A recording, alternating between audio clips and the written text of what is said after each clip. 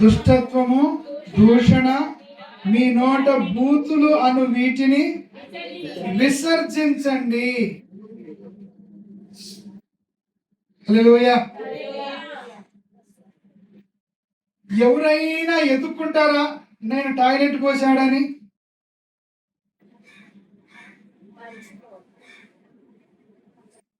మనం విసర్జన ఎలాగైతే చేస్తామో ఈ బిహేవియర్ ని అట్లా విసర్జించాలా, మరలా దాన్ని తెచ్చుకోవద్దు.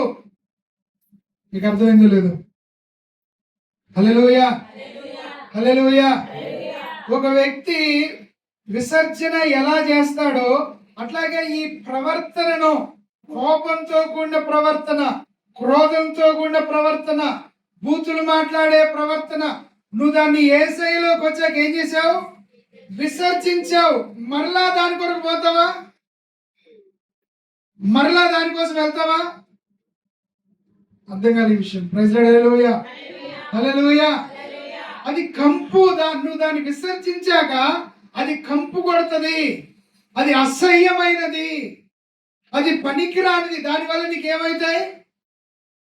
రోగాలు వస్తాయి. వాష్రూమ్కి వెళ్ళిన వెంటనే సబ్బెట్టి ఎందుకు శుభ్రంగా కడతారు? హల్లెలూయా.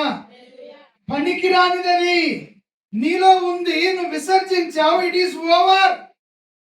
ఎప్పటికప్పుడు నువ్వు విసర్జించినప్పుడు నీ పాదాలు, నీ చేతులు, నీ దేహాన్ని ఎంత శుభ్రంగా కడుక్కుంటావో అట్లాగే ప్రియులారా, ఏది దేవుని వాక్యంలో లేదో ఆ ప్రవర్తనను విసర్జించాలి.